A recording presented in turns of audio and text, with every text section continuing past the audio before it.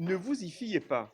Même si le rouge est de rigueur au gymnase Saint-Stanislas, depuis 2 mois, une équipe toute de bleu vêtu vient s'entraîner tous les jeudis en terre nîmoise. L'alliance Nîmes-Montpellier Tennis de Table est devenue réalité. On a d'abord commencé par un respect mutuel, on ne se connaissait pas, puis la confiance est s'installée, on peut même dire maintenant l'amitié. Les deux entraîneurs responsables du haut niveau ont la même vision des choses, ils prônent la formation pour accéder au haut niveau et le haut niveau au service de la formation. Une formation qui a fait ses preuves au plus haut niveau chez le voisin Héroltais. Fort de ses 400 licenciés, le Montpellier Tennis de Table cherchait à structurer une véritable équipe féminine, une quête que la SPC Nîmes avait initiée dans la catégorie masculine. Bien que l'équipe féminine soit au plus haut niveau en pro dame depuis 3 saisons, arrivait toujours à se maintenir, mais très juste, des fois à la dernière journée. Et Montpellier était en National 1 grâce à l'entente, mais ne pouvait pas passer en Pro B sans l'apport de joueurs nouveaux. C'était vraiment le moment. Les deux clubs avaient atteint une espèce de plafond de verre que l'on n'arrivait pas à dépasser. Et on se dit que justement, à deux, avec un peu plus de ressources, ça nous permettra de passer cette marche. L'union fait la force et il faudra s'habituer à ce crocodile nîmois serpentant entre les pieds du M montpelliérain.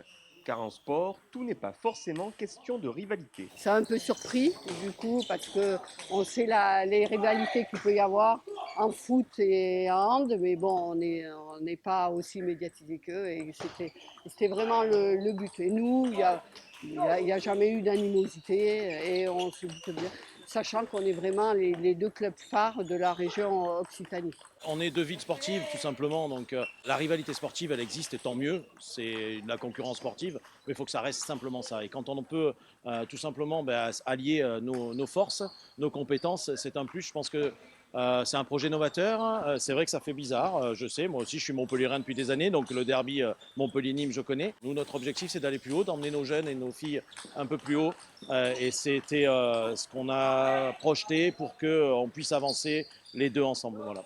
Et les enjeux ne manquent pas. S'inscrire dans l'élite et chercher une qualification européenne pour les filles, accéder à la Pro B côté garçon, soit le deuxième niveau national. L'occasion pour les coachs respectifs de conjuguer compétences et savoir-faire. On va dire que Stéphane a plus d'expérience au niveau des garçons et moi un petit peu plus au niveau des filles. Le pôle national sud que nous hébergeons a une antenne filles du côté de Nîmes et une antenne garçon du côté Montpellier. Complémentaire. Moi, ça fait longtemps que j'ai peut-être plus sur le tennis de table féminin, donc forcément, j'ai à apprendre là-dessus. Florian a été, par la force des choses, beaucoup plus sur le tennis de table féminin et moins sur le tennis de table masculin. J'apporte, moi, mon expérience sur ce vécu-là. J'ai fait partie longtemps d'équipes professionnelles, donc j'ai joué aussi à haut niveau. J'apporte mon expérience de joueur de haut niveau et d'entraîneur de haut niveau depuis des années. Et lui m'apporte aussi son expérience de manager de club. Une nouvelle formation qui sera portée par des as des raquettes, qui trouvent de nouvelles vertus à ces entraînements mixtes.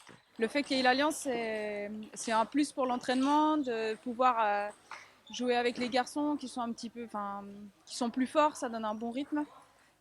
Et de varier surtout les partenaires d'entraînement. C'est bien, ça permet d'avoir des systèmes de jeu différents. À Nîmes, il y a par exemple Rachel qui est gauchère.